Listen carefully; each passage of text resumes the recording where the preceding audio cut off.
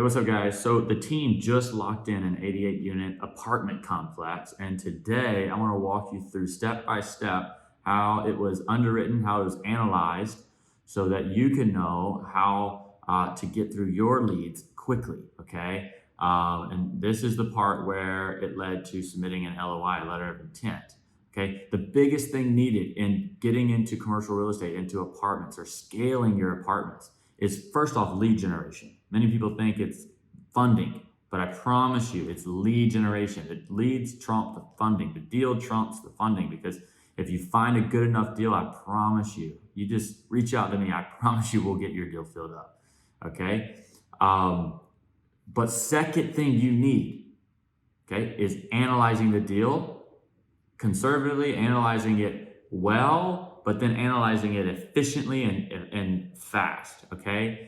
You only have so much bandwidth through the day. You can only analyze so many deals through the day. So you need to make sure you have processes in place to get them off your desk, the time wasters off your desk, and get to the good deals quickly. And so today I want to walk you through step by step. And what I'm going to do is share with you a video, a call that we just did in our mastermind where we help people scale in apartments. Well, we all just jumped on a call, and Larry, my partner, just went through our new spreadsheet that's called the Deal Analyzer 2.1, and it's going to make your job a lot easier. Okay. And again, this is a deal that we just locked in. It's past the due diligence. It's actually in the phase of bringing investors in. I think we're just about at capacity, but either way, yeah. So again, just a preference. This is the stage before or after you've already done like a preliminary, just 25% rule. Like you just want to get your unit mix, your market rents, your renovation cost, and your expense ratio. If you can get those four metrics, then you can just analyze that within 60 seconds to 5 minutes at most, and just decide, are you anywhere near the seller's asking? If you're within 25%, we say, all right, let's move into this next phase where you factor in debt, you factor in the investors, you factor in a few more things. You get a little bit more precise numbers, and so then you can accurately and confidently put in an offer. So without further ado, let's get into that. Let's jump in analyzing this 88 unit deal. So we'll kind of try to go by the instructions here that we created. So first thing you want to have is T12 rent roll for the subject property. You need market rate rents. You need your kind of idea of your repairs, and then your market cap rate. Then you want to save a copy because you don't want to mess the sheet up for everyone else. But let's correct the spelling as we go, huh? Analysis. So first thing we'll do is enter the name, the number of units, price, and then get the unit mix properly. This was Summer Hill Apartments, 88 units, proposed price quoted, by the broker for the net analysis, $4 million. A unit mix. I'm on cheat here. We got instead of doing the unit mix, well, we'll go ahead and do it. We got 4 1-bedrooms. And this is a low-income housing tax credit property, so the rents are capped. There's rent limits by the that are established. So these are those rent limits, which basically is our market rate rents. See, there's 44. Where's the? Get some in my way here.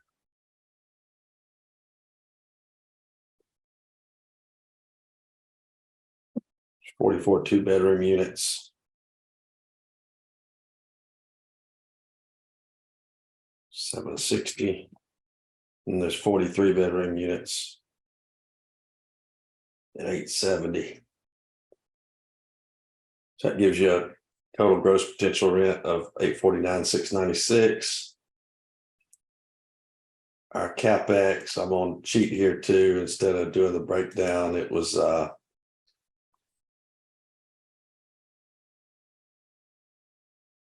$225,000. Just going to go ahead and enter that in the total instead of worrying about the breakdown. So that populates the gross potential rent there, and it should have populated our CapEx down here in this cell, which it did. Going back to the instructions, we've done the unit mix, we've done the capital improvements. So now we want to enter our variables for the income and expenses. And we've got some notes here that, the current expenses for the property can help you with that, because obviously you want to know what the taxes are, what they're currently paying in utilities, what they're currently paying for maintenance gives you a good idea of what you're going to be having with the property. Other income, and then as you've probably seen on the sheet, there's some guidelines that kind of tell you where you need to be. Other income, $200 to $400 per unit. I think we had 225. Loss to lease 3%.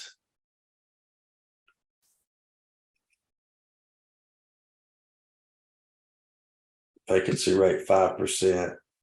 Delinquency 5%. And this is very conservative. I mean, the loss to lease is the amount below what you've projected your market rates to be that you're going to be at.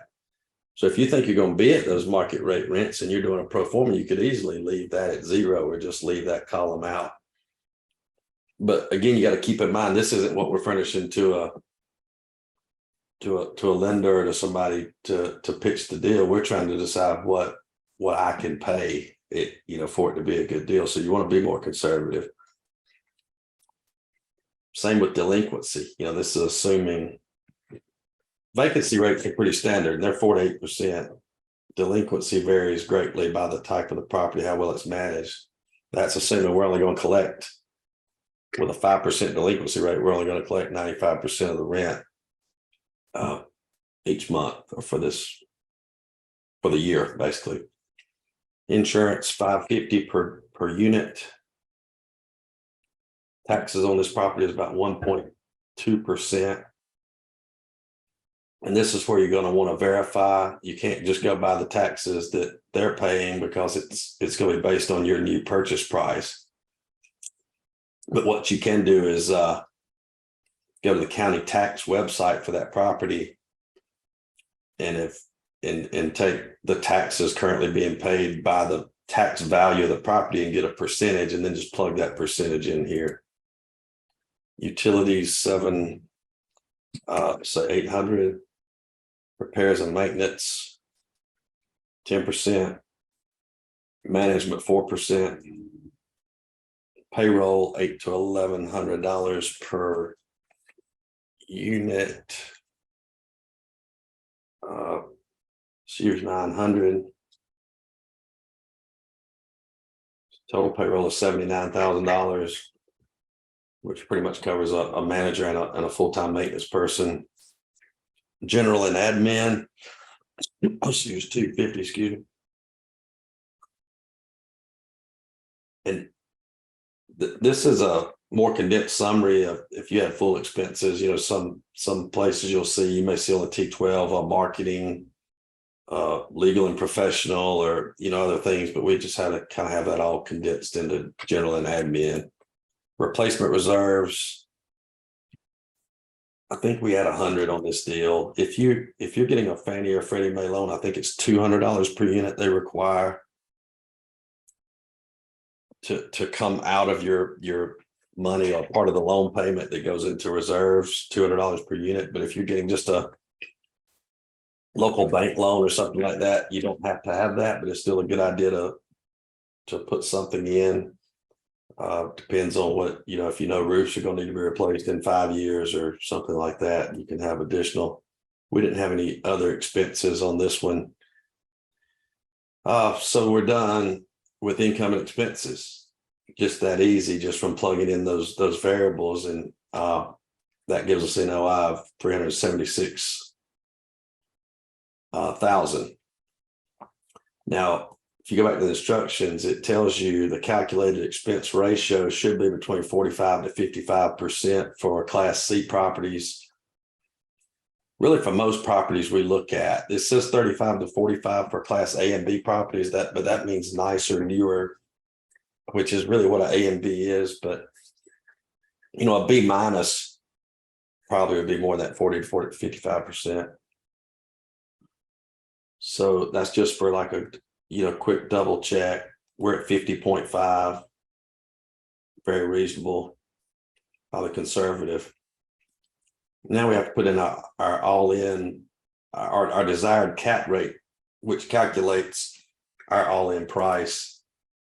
I think there's something on here about that to guideline. It says enter the desired cap rate. This should be higher than the market cap rate, which provides you your discount. If you're all in at a higher cap rate than market, basically that is your value add or your discount. And it just shows you how we're coming up with that. So if you got market cap rate divided by your discount percentage, that gives you your desired cap rate. So if your market cap rate is 6% and the discount is 75% of the future value of the property, then 0.06 divided by 0.75 is a 0.08 cap rate. And it just says here it's typically between, you want to be 1.5 to 3 points higher than the market cap rate. So let's do that. And it says you will now have your maximum offer. Oh, I'm on go. I want a little bit better deal. So I put in an 8.5 all in desired cap rate. That gives me a all-in price of 4.425 million. Taking back out my improvement cost of 225,000 gives me a maximum offer amount of 4.2 and a cost per door of 47,840.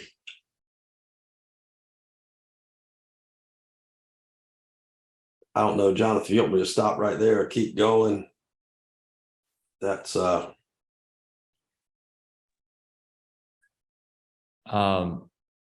well, yeah, I think, did we figure out what we can make an offer on?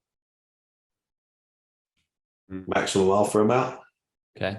So yeah, that's the main thing is to be able to factor in the debt, factor in the investors share, and then know what we can confidently offer the investor, at least at this stage, or the seller, sorry.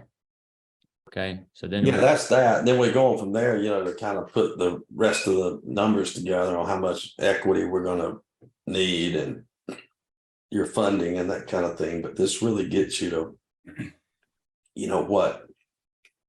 where you need to be on an offer amount. But I'll just keep going if you want me to. I just didn't know if you want me to stop there for any questions or clarification, but we'll go ahead. I'll go ahead and finish the sheet.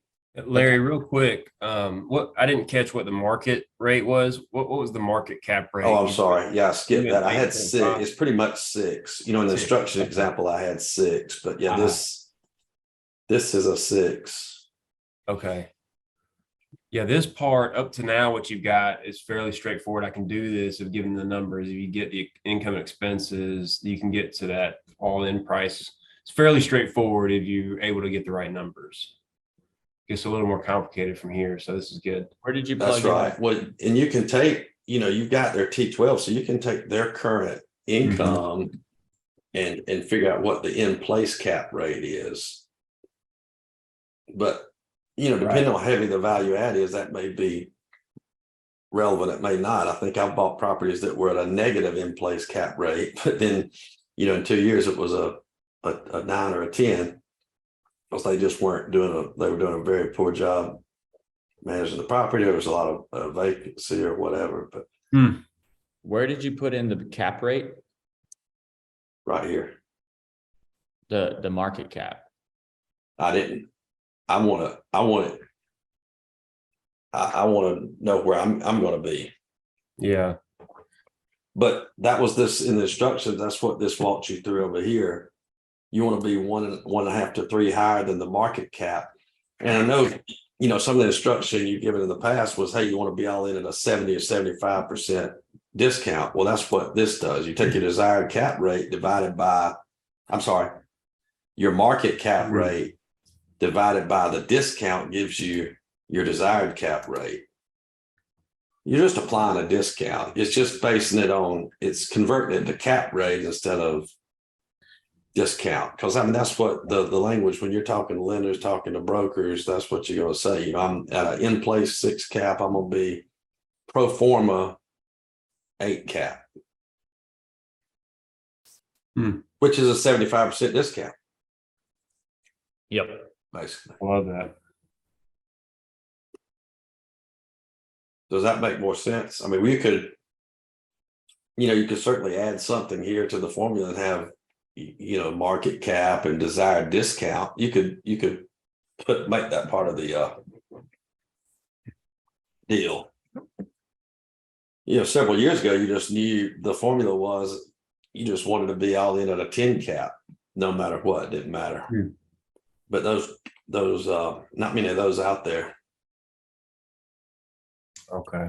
But after we got through taking this one all the way through full modeling, it ended up being about an in-place 9.5 cap. I mean, not in place, I'm sorry, a pro forma 9.5 cap.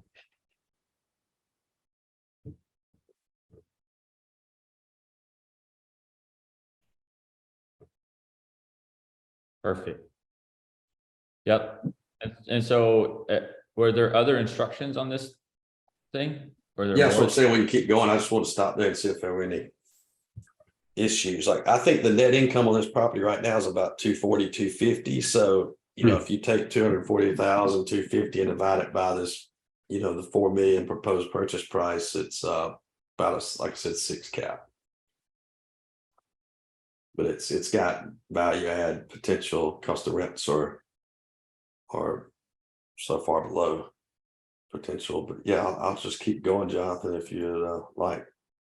Yeah, no, I think the basic thing is, yeah, cover the whole spreadsheet, and then you know, from here we're gonna just transition into the LOI, right? We want to basically submit that LOI, and then we want to open this thing to questions.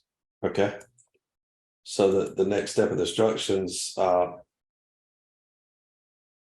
it says number 8, you now have your maximum offer amount. Number 9, you can go to calculate your total uses. And, you know, if you don't know, sources and uses is just terminology used for, you know, your capital stack. Your uses are all the money you need to close and fund the deal, and your sources are where it's coming from. It's pretty self-explanatory. So we'll go ahead and do that. Number 10 says enter the acquisition costs. Number 11, enter your reserves, and then enter your acquisition fee. So this is kind of the fun part. Yeah, you get to play around with the numbers. Acquisition costs, say 1%. Operating expenses and cash reserves. I usually like that to be about 1%.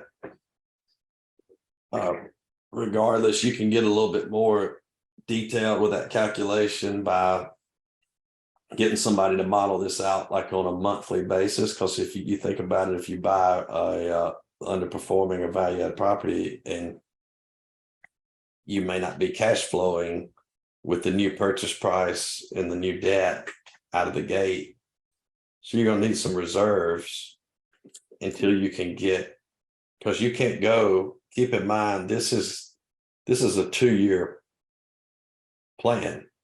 To get to these market rents is maybe 2 years. So you're not going to snap your fingers and be at this NOI. It's going to take time to get there. So during that time, you've got still cover all your expenses. Acquisition fee, we're using 2% right now. So that gives you total funding needed.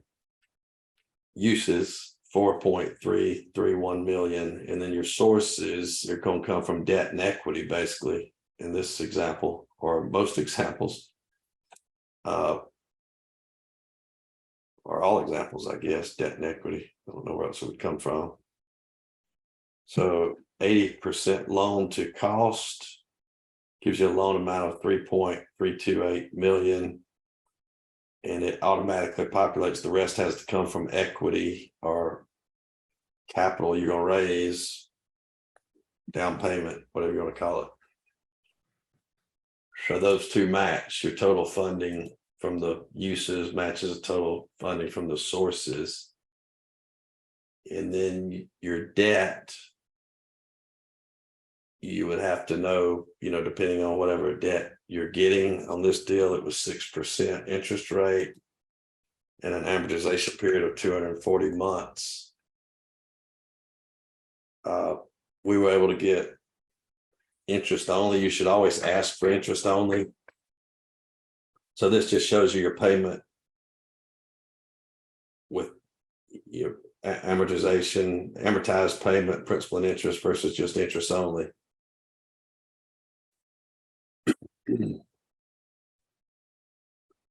So that's interest only for 240 months? No, the loan term is 6%, 240-month amortization.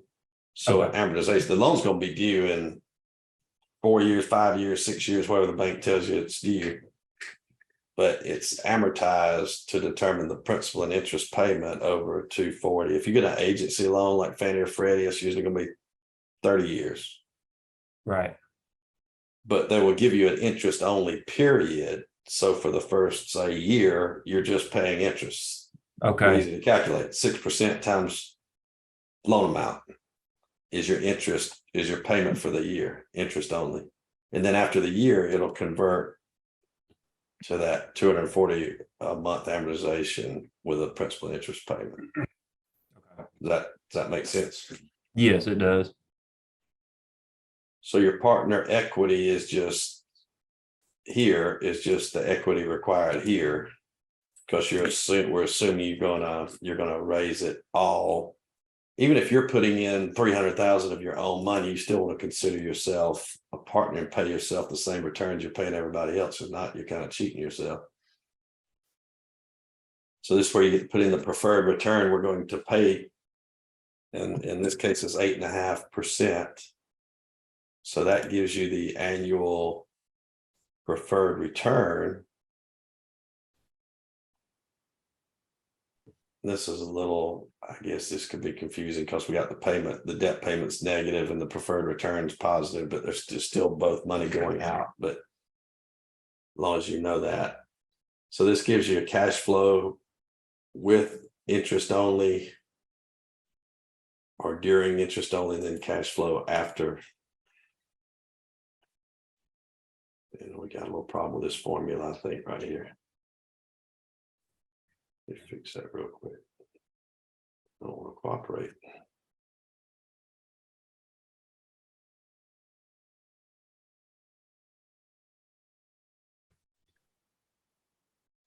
Larry, what's the purpose of the interest only year? Is that allow you value add time, or is that just how It you? helps with your cash flow. It just gives you money. Okay. I mean, look at it, that's an extra $7,000 Okay. for that year one you would have to help with cash flow. Because keep in mind, I mean, out of the gate, you're going to be usually hurting for cash flow. Right. That's what lenders are going to look at. I got you. No, that's great. I just wasn't familiar with that, I guess, yet. So no, it makes sense. It definitely is a benefit. I just wasn't sure why that would. I guess it's a benefit to the lender as well, because they want to get that interest as well. So they're Yeah, okay. they're watching debt. That's what this, I just calculated, debt service coverage ratio. That's what, I mean, all lenders are looking at, even if you just go buy a house, but it's usually not an issue. But on something like this, it can be. If you're doing like value add, you're buying something underperforming, you're gonna get it performing. That's definitely what they're looking at, that you got enough cash to cover the debt. And that's what the debt service coverage ratio is. Basically, it's your net operating income divided by the debt payment. That's what gives that ratio. So Okay, that makes sense. It's just funny. I'm doing the same thing with my single families. I'm getting a year of interest only, but it's for a different reason. It's so I can either sell it or refinance, which I know you like to either sell it or refinance it as well after value add period, but you're going to get to that in a minute. And it's not necessarily after a year. So it's kind of a different purpose. But having yeah, the you know, a cash, lot of people say, oh, you know, I don't want interest only, because you're really you're costing yourself extra interest. You know, a lot right. of people say, I want to pay it down as quick as I can. Well, you know, they'll still take your money if you send them money on the loan, but you just to make to get the loan approved, even, you know, or to make it work. But sometimes they'll scoff at the interest only. You know, the lender may not want to, so it's kind of a balancing act. You know, because they get a higher return on their money if it's not interest only. So, but it's kind of the norm. If you go get a Fannie Mae loan, I mean, they almost expect you to take it. And a lot of the agency debt on higher price deals is a lot of times it's 3-year interest only. I've got a friend who bought one right here in Columbus, like a $17 million property. He got 8 years interest only. Wow. So it helps the cash flow, you know, a lot. But he's going to owe. Downside is in 8 years, he's going to owe what he owed when he started, you know. Right. But you're counting on the value of the property going up. So it's No, I get it. Cash is king. So paying that interest only, if it saves you some cash, that's everything. yeah, and you can take that money and make more than the 6% interest rate, Mhm. hopefully. So stabilized value moving along. So now you kind of see what your debt's going to be, that you're going to have a debt service coverage ratio that's acceptable. Usually it's 1.25 is what you got to meet. But again, let me go back to that, because keep in mind, that's after this thing is fully stabilized. It says debt service coverage ratio stabilized. That's not going to be a 1.31 month 1, 2, 4, 5, 7. You know, this is after it's stabilized. But this is also based on the amortized debt, not the interest only. So just something to keep in mind. But going back to the instructions, well,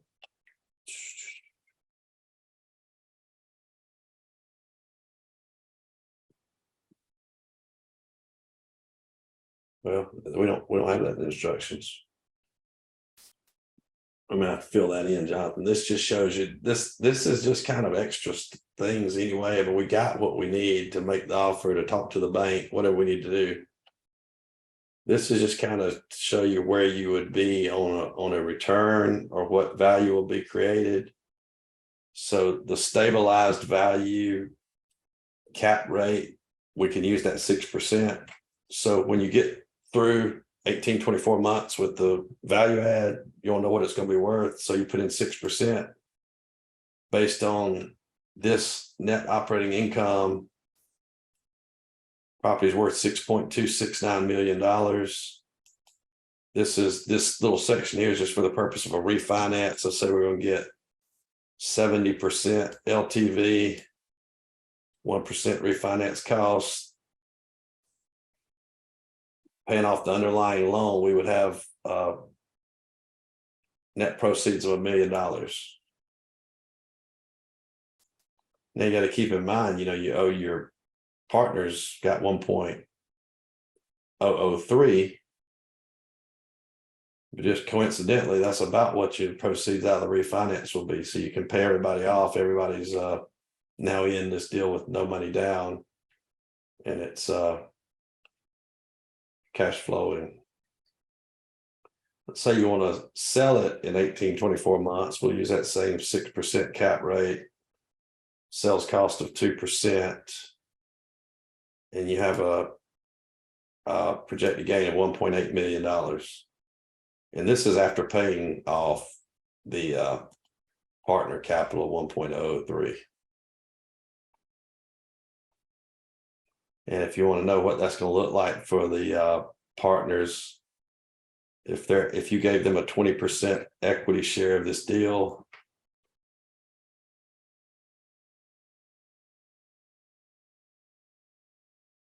they would earn 362,000 would be their 20% of the 1.8.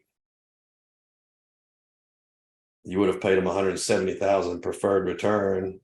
That's $533,000. So that's about a 26% annualized return.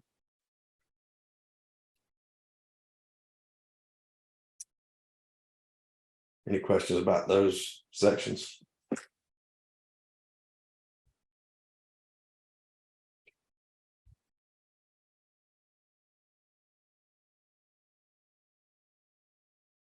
I must have lost everybody on that. No, just looking at it. It's just interesting. You know, what would scare me there with that refinance option in 18 to 24 months, refinancing that loan, you've increased your loan amount by $1 million, which you've got to start paying on. So isn't that gonna just change everything when you got that larger loan? And I mean, with interest rates going up, planning on refinancing and adding $1 million to your loan, is Let's that meet worrisome? back up in 2 years and I'll let you know. Yeah. No, but that is a good point. But keep in mind, this is short-term debt. Local bank 6%, don't like the 240-month amortization, but that's just what takes to play ball with them. There's bridge debt. I can go to Lima One Capital right now and get me a loan, and it's about 9% and probably about 3 points on the front end. And they'll do interest only probably 2 years. But it's a 9% interest loan.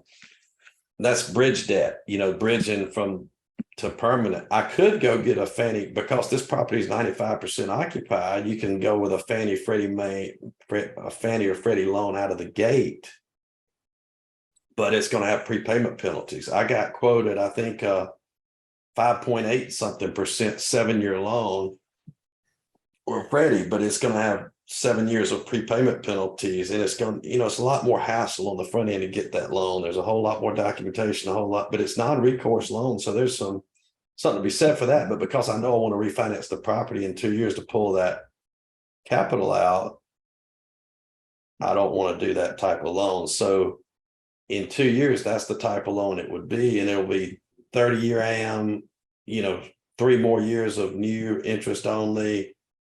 Usually a lot lower rates. I mean, Yeah.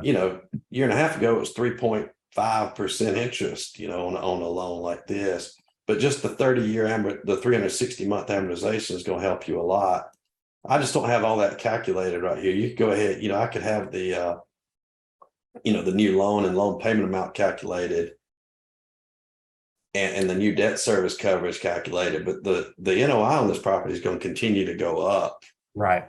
This is just like what we're going to get to in, year 1, 2, year 1.5, 2. So I don't know if that helps, but pulling, and again, that's a different mindset thing. Pulling out as much equity as you can is a good thing. It may not be some cases, you don't want to over leverage you don't ever want to over leverage your portfolio, but as long as you're not pulling the money out to go buy some sports cars and a boat, it's different. Right. And you want to get the investors their capital back, and that money's tax free. I mean, just say you didn't have any investors and you just had $1 million laying around, you bought this deal, and you said, well, I'll just keep it in there and not refinance, and I'm getting a pretty good return. But why not pull it out tax free and take that $1 million and go buy and do another one, and then do it again and do another one and do it again, do another one with the same $1 million? Mm-hmm. And do you pay? I don't see where you've got paying off your investors there in the refinance option. No, that's what I was saying. There's enough to do that. We could have done that. You could. Okay. You could add a. And you could do that, again, or you could go buy I model it out a little further for that. Once you're moving forward, you would be like model phase 2. But this was, again, just keep in mind, we're just trying to figure out what we can pay for the property, but then you can continue to go. So if you said investor capital return,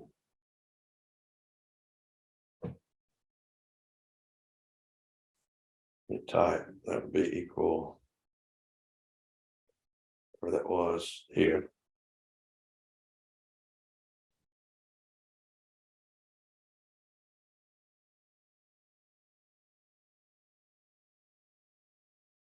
Not much, but $13,000. Yeah, everybody go have a steak.